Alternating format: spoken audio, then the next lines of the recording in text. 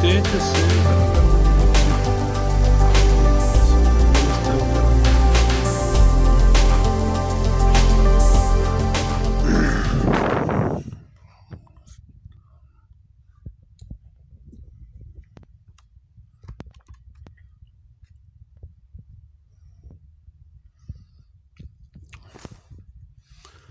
Erano appunto questi panorami umani che si squarciano.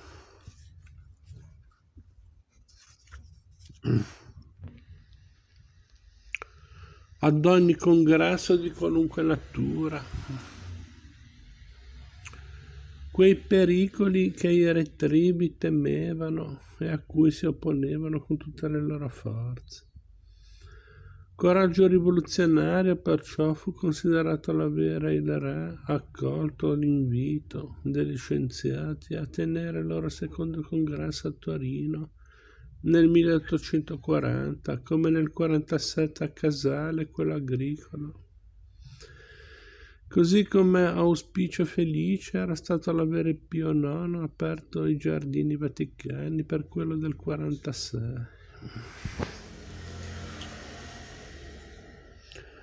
A Torino Ilarione Petiti non cessava dal discutere al Fiorio sulla necessità di concepire una rete di comunicazioni su scala italiana. Le locomotive, diceva nel volume ad esse dedicato, per la loro meravigliosa velocità e le ristrettezze fiscali, sono cose tra esse incompatibili. Le vie ferrate sdegnano le vecchie angustie doganali. Il commercio fatto gigante non può giacere nell'antica culla. E questo diceva mentre in Francia il grande Thiers proclamava che le ferrovie potevano al più servire per le passeggiate domenicali in una grande città.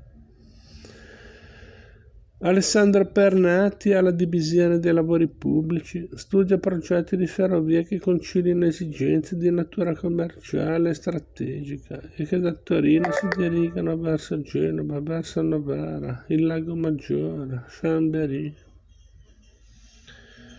Esaminando progetti di privati per tronchi secondari, quali la Torino-Casale Valenza, la Torino-Pinerolo, la Torino-Sabigliano. E con le strade venivano i ponti sul Po, sulla Dora, sulla Sesia, sul Tannaro, sulla Bormida.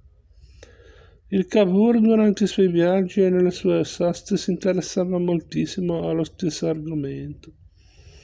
I più retribi conservatori erano sgomenti di fronte a tante idee nuove, soprattutto gli urtava il voler rendere popolare la cultura e tante altre cose che fanno irrompere nell'ortus conclusus della supremazia aristocratica la massa di gente estranea, senza casta, senza genealogia e perciò senza garanzia. Altro sgomento proveranno quando sapranno che sarà resa pubblica la galleria dei quadri del re. Siamo in piena dissacrazione, ma ad essa avrà proceduto e provveduto proprio la parte più illuminata della classe aristocratica, che con un'intensa circolazione di idee all'interno mantenuta con la borghesia più aperta e con il resto d'Italia, progrediva nel rinnovamento del Piemonte e preparava la discussione politica con alto senso storico, al di là dei privilegi perduti. Scuole tecniche, asili infantili, i primi in Italia, scuole di metodo, scuole femminili magistrali.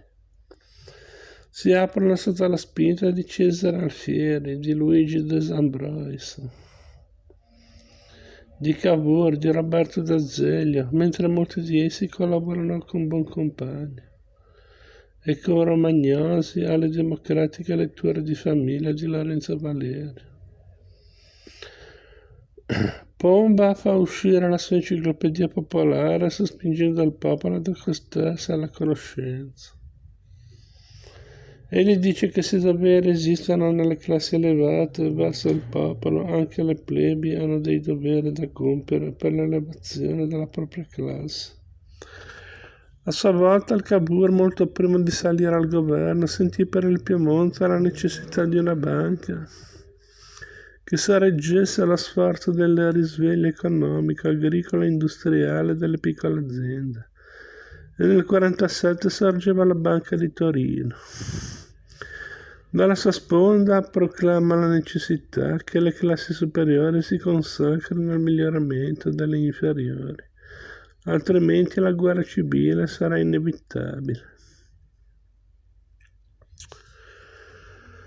E questo è il lievito di Torino dopo il 1840 e che fermenta soprattutto nei caffè, nelle associazioni, in un'ansia indistinta di colloquio umano che fa nascere la società di mutuo soccorso qui, prima che in ogni altra parte d'Italia. In queste concezioni sociali Roberto D'Azeglio era stato precursore. Quando scoppiò l'epidemia di colera nel 1935, egli aveva aperto a sue spese un lazzaretto, quello che la moglie indicava al figlio diplomatico a Londra come il campo dell'onore di suo padre, e coraggiosamente se ne incaricava dell'andamento giorno e notte. E non si sentiva declassato indossando un ampio camicione per assolvere i mestieri più ripugnanti e trasportare i morti. E questo stesso marchese non riteneva pericoloso ma doveroso per la sua casta, il cui privilegio doveva appunto essere giustificato, aprire una scuola per il popolo e andarvi ad insegnare il vivere civile, i doveri civili, estate e inverno, mattina e pomeriggio, lui con sua moglie, la bella e intelligentissima Costanza Alfieri di sostegno.